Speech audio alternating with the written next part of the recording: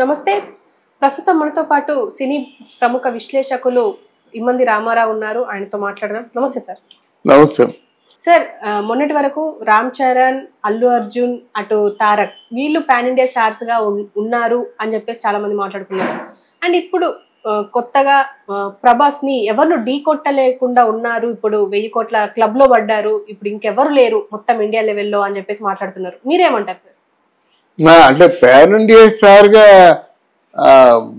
వీళ్ళు కాదు, ఆ పాన్ ఇండియా స్టార్ అనే పేరు గాని తెలుగు సినిమా అంతర్జాతీయ స్థాయిలో ఉండేలా చేసిన వాడు గాని, తర్వాత తెలుగు సినిమాకి దాదాపు 1800 కోట్ల రూపాయలు అంటే ఆ కలెక్షన్ తెచ్చిన వాడు కానీ number 1 star no doubt Prabhas.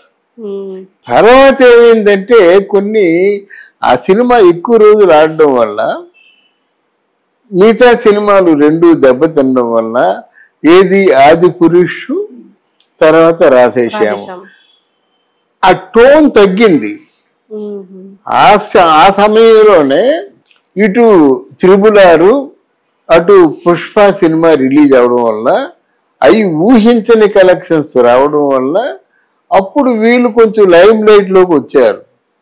నిజానికి బాహుబలితో కంపేర్ చేసుకుంటే ఏమీ కాదు, కానీ వీళ్ళు రాధేశ్యామ్తోని ఆది పురుషుతో కంపేర్ చేస్తే ఇప్పుడు ప్రభాస్ కంటే 4 అడుగులు ముందుకు వచ్చారన్నమాట. వచ్చారు. వాళ్ళ పేరే వినిపిస్తుంది. పుష్ప అంత పెద్ద కలెక్షన్ వసూలు చేస్తుందని ఎవరు అనుకోలేదు. త్రిబుల్ ఆర్ జంతర్ మంతర్ మాయాజాలం. రాజమౌళి గురించి సెపరేట్ గా చెప్పుకోవాలి.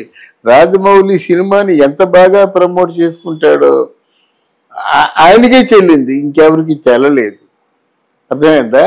మళ్ళీ ఇప్పుడు ఏమిటంటే కల్కి సినిమాని ఎవరు ఎక్స్పెక్ట్ చేయలేదు. అంటే తెలుగు వాళ్ళే కాదు, భారతదేశంలో కాదు, ప్రపంచంలో కూడా కల్కి అంటే ప్రభాస్ మీద ఆశలు ఉన్నప్పుడు కూడా ఆ డైరెక్టరు నాగ్ అశ్విన్ ఆయన మీద అంత ఎక్స్పెక్టేషన్ ఎవరికి లేదు. అందుకే సినిమా అంత బాగా ఆడుతుంది అన్నమాట. ఏమిటి ఇలాగైతే సినిమాలో ఏముంది అని అనుకునే వాళ్ళకి తలలు తిరిగిపోయినాయి. నాగ్ అశ్విన్ మనస వాచ కర్మణ మొత్తం కంప్లీట్గా మైండ్ పెట్టేసి సినిమా చేశాడు. ఇది ప్రపంచవ్యాప్తంగా కూడా మొదట్లో ఏదో అల్లరి మోకలు ట్రాప్ చేయబోయారు. మనం గట్టిగా చెప్పుకున్నాం. అసలు మన వాళ్ళు వేసుకోవాలన్నమాట. మనం మొదటి రోజే ఈ వారంలో 500 కోట్లు, వచ్చే వారానికి 1000 కోట్లు అని చెప్పుకున్నాం. అదే జరిగింది. మనం చెప్పుకుంది. రెండో రోజు నువ్వే ఉన్నాం అనుకుంటాను. ఇప్పుడు ప్రతి వారు కూడా ప్రభాస్ తాలూకు ఆ మేనియాలో పడిపోయారు. దాని తగ్గ ఏమైందంటే ఒక విధమైనటువంటి ఇద్దరు రెబల్స్ మాట. ఇక్కడ ఒకరు కాదు. ప్రభాస్ ఒక రెబల్ అయినట్టయితే అమితాబ్ బచ్చన్ వాళ్ళిద్దరూ నటనకి అంటే ప్రపంచం అంతా తెలిసిన నటులు కదా, వీళ్ళు పిచ్చెక్కిపోయినారు అన్నమాట. అమితాబ్ బచ్చన్ కోసం కొంతమంది, ప్రభాస్ కోసం కొంతమంది, దీపికా పడుకోని కోసం కొంతమంది, కమల్ హాసన్ కోసం కొంతమంది కొన్నిసార్లు చూస్తున్నారు. ఆ విధంగా వాళ్ళు ఈరోజు సినిమా ఎక్కడికి వెళ్ళిపోయిందో తెలియదు, ఎంతకి వెళ్తుందో తెలియదు. ఒకవేళ ప్రభాస్ సినిమాని ఈ ప్రభాస్ సినిమా క్రాస్ చేస్తుందేమో కూడా మనకు తెలియదు. అర్థమైందా? ఇక్కడ మీరు అడిగిన దానికి సమాధానం చెప్పి ఇంకొక సమాధానం కూడా చెప్పవలసిన బాధ్యత మన మీద ఉంది. నువ్వు అడిగిన ప్రశ్న ఏంటంటే తారక్ బన్నీ అంటే వాళ్ళ తాతల తాలూకు, అంటే వాళ్ళ బన్నీకేమో చిరంజీవి కానీ మన చరణ్కి చిరంజీవి కానీ వాళ్ళ లెగసీ ఏమైనా అడ్డొచ్చిందా? అలాగే తారక్కి సీనియర్ ఎన్టీఆర్ లెగసీ ఏమైనా అడ్డొచ్చిందా అంటే డెఫినెట్ గా అడ్డు రాలేదమ్మా. ఎందుకంటే వాళ్ళు అన్కంపేరబుల్. ఇప్పుడు చిరంజీవి ఉన్నాడు అనుకోండి, ఏదో మాట వరుసకి ఏదో నాకంటే నా కొడుకే బాగా యాక్ట్ చేస్తానని అంటారు. లేకపోతే వాళ్ళ తాలూకు డైరెక్టర్లు మీరు కాదు సార్, మీ అబ్బాయి చాలా బాగా చేస్తుండ అంటే ఆనందంగా ఉంటుంది. అంతేగాని అన్కంపేరబుల్ చిరంజీవితో కానీ ఎన్టీఆర్తో కానీ ఎవరు కలపకూడదు. ఎన్టీ రామారావు అదే అనుభవుడు. దేవతలను వర్ణించినట్టుగా ఉంటాడు. ఆజానుబాహం అరవింద దళాయతాక్షం. అలాగే నో కంపారిజన్. ఓకే. అది ఎప్పటికి ఎప్పటికి వాళ్ళిద్దరే. అప్పుడు చిరంజీవి, ఇప్పుడు చిరంజీవి, అప్పుడు ఎన్టీ రామారావు. No comparison. ఒకవేళ పౌరాణిక పాత్రల్లో ఉంటే మొత్తం పోతారన్నమాట. ఆయన రాముడైనా, కృష్ణుడైనా, రావణుడైనా, దుర్యోధనుడైనా ఏమైనా ఒప్పించాడు, మెప్పించాడు. ప్రపంచంలో అలాంటి ఆర్టిస్టు ఉండరు. అలాగే మోడర్న్ ఏజ్కి సంబంధించి చిరంజీవి అన్ని రకాలుగా పాత్రలు చేశాడు. ఇంకో ప్రధానమైనది ఏంటంటే, ఎవరో స్వామీజీ వీళ్ళు సిద్ధాంతులు ఉంటారు కదా, వాళ్ళ సినిమాల గురించి ఎందుకండి, that is cinema is pure fiction with reality to make believe. Cinema is nothing but to make believe. అంటే నమ్మసక్యంగా ఉండాలి సినిమా అన్నది. వాళ్ళు నమ్మారు కాబట్టి ఇన్ని వేల కోట్లు వస్తున్నాయి.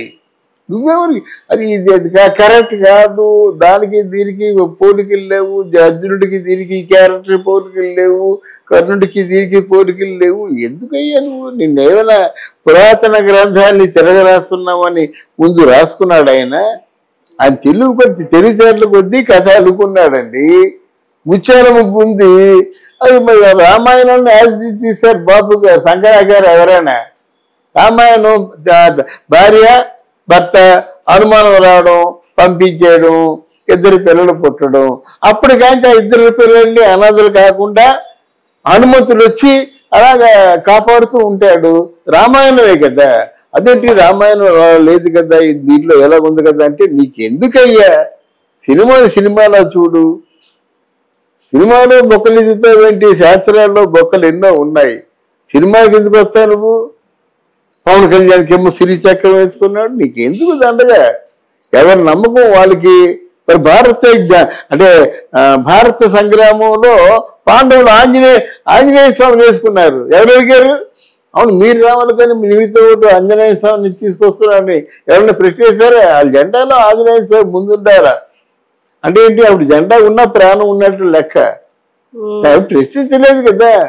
అంటే మా బలం చూసి మీరు భయపడుతున్నారా అని పాండవులు అడిచి తలదించుకుంటారా? లేదు, యుద్ధం చేశారు, పోరాటం చేశారు. అలాగా ఇట్లాంటి స్వామీజీలు ఏదో పుక్కిటి పురాణాలు చెప్పేవాళ్ళు, ఏదో బుద్ధి లేక ఎవడో చెప్పంటే చెప్పేవాళ్ళు. కానీ ఆయన సినిమా తీసుకున్నాడు. ఈ వర్తమాన సమాజానికి ఏ విధంగా సినిమా ఉపయోగపడుతుందో తెలివిగా అల్లుకున్నాడు. ప్రతి దృశ్యాన్ని కూడా చాలా జాగ్రత్తగా సెల్యులాయిడ్ మీద ఆవిష్కరించాడు. కట్టగారికి ఏంటంటే ఇట్లాంటి సినిమాలు చేసేవాళ్ళు ఒక రాజమౌళి అని అందరూ అనుకుంటున్న సమయంలో లేదు, నేను కూడా ఆ తరహాలో సినిమాలు తీయగలనని రాజశ్విని నిరూపించుకున్నాడు. అంతేగాని ఈ లెగిసీలు గిగిసీలే ఉండవు. లెగిసీలు ఎంతకాలం ఉంటాయమ్మా? ఒకసారి 2 సార్లు చూస్తారు. కాదంటే ఆ బాగానే చేస్తున్నాడే పౌరాణిక పాత్ర అనుకుంటారు. అలాగే ఇతను కూడా రామ్ చరణ్ కూడా చిరంజీవిలా బాగా డాన్సులు చేస్తున్నాడే అనుకుంటారు. అదే బన్నీ వాళ్ళ